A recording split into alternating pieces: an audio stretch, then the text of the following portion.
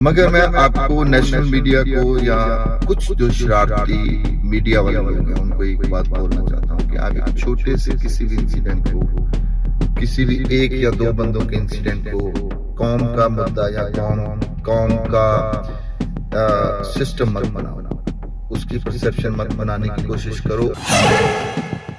पंजाबी कौम, इसका इतना कंट्रीब्यूशन है, इतना योगदान है, मेरे ख्याल 85-90% योगदान जो आजादी को ले लो, मुगलों के राज से ले लो, इस देश के लिए पंजाबी और सिखों का है। हमारी पंजाबी कौम, हमारे सिख कौम जो है वो दुनिया के, समाज के, सोसाइटी के दुख के साथ खड़ी है और खड़ी रहनी है, क्योंकि ये गुरु नानक की चलाई हुई रीत है, ये गुरु गोबिंद की चलाई हुई रीत है।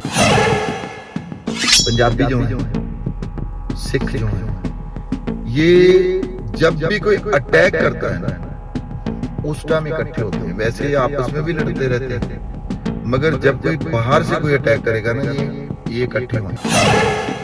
तस्वीर जैसी, मैं एक भारतीय हूँ, सिख हूँ, पंजाबी हूँ, या कह सकते हैं कि पंजाबी हूँ, सिख हूँ और भारतीय हूँ।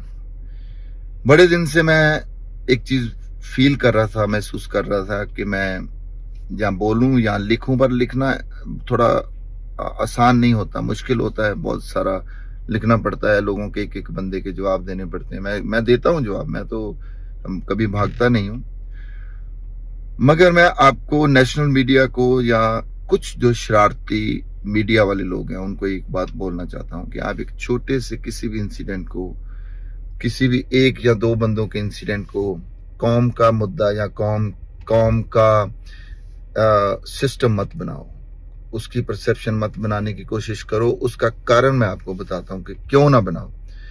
सिख कौम, पंजाबी कौम, इसका इतना कंट्रीब्यूशन है, इतना योगदान है, मेरे ख्याल 85-90% योगदान जो आजादी को ले लो, मुगलों के राज से ले लो, इस देश के लिए पंजाबी और सिखों का है।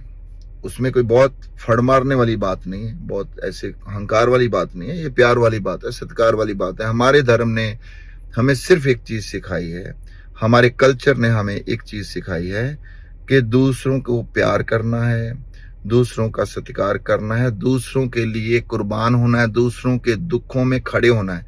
ये हिस्ट्री बोलती है, मैं नहीं बोल रहा। हिस्ट्री अगर आप मिटा भी दोगे तो भी आज की डेट में भी हमारी पंजाबी कौम, हमारे सिख कौम जो है वो दुनिया के, समाज के, सोसाइटी के दुख के साथ खड़ी है और खड़ी रहनी है, क्योंकि ये गुरु नानक की चलाई हुई रीत है, ये गुरु गोबिंद की चलाई हुई रीत है। ये कोई ऐसी रीत नहीं है, ये छोटी मोटी रीत नहीं है कि मैंने चला दी या किसी और बंदे ने चला दी। सो आप इस चीज को बंद करो, क्योंकि सिख कौम, पंजाबी कौम के एक्शन बोलते हैं, उनको बात करने की जरूरत नहीं, उनको सफाइयां देने की जरूरत नहीं है। आप देखो टर्की में आज भी हमारे जो पंजाबी हैं वो कैसे खड़े हैं, या आज भी गुरुद्वारा साहब जो हैं उसमें कैसे लंगर चल रहे हैं। ये बातें बोलने वाली नहीं है, मगर बोलनी पड़ रही है कुछ शरारती अंसरों को बताने के लिए। और दूसरी बात मैं आपको बोलता हूं, पंजाबी जो हैं, सिख जो हैं, ये जब भी कोई अटैक करता है ना, उस टाइम इकट्ठे होते हैं। वैसे ये आपस में भी लड़ते रहते हैं, मगर जब कोई बाहर से कोई अटैक करेगा ना, ये इकट्ठे होंगे। और आप देखना, आप एक तरह से अच्छा काम भी कर रहे हो कि इनको इकट्ठा करते जा रहे हो, मगर ये देश के लिए बहुत हार्मफुल सिद्ध हो सकता है, देश के लिए बहुत अच्छी बात नहीं है। सो प्लीज इन चीजों से ऊपर उठिए और हिस्ट्री की कदर कीजिए, किरदार की कदर कीजिए, जो कौम का जो कंट्रीब्यूशन है उसकी कदर कीजिए, उसकी इज्जत कीजिए। तब भी आपके जो पीढ़ियां हैं उसको पता चलेगा कि इंसानियत क्या होती है, मानस की जात सब एक है पहचान वो कैसे होता है, किसी के दुख में कैसे खड़े होना होता है, किसी के दुख में कैसे उसको गले लगाना होता है। सो मेरी रिक्वेस्ट है, आप जरूर इसको ध्यान से सुनिए और ध्यान से इसके ऊपर असर कीजिए। पंजाबियों को, सिखों को बदनाम करना बंद कीजिए। ये आपके बस की बात नहीं है। इनके एक्शन इतने बड़े हैं कि आप नहीं कर सकते बदनाम। लोग बहुत प्यार करते हैं पंजाबियों को।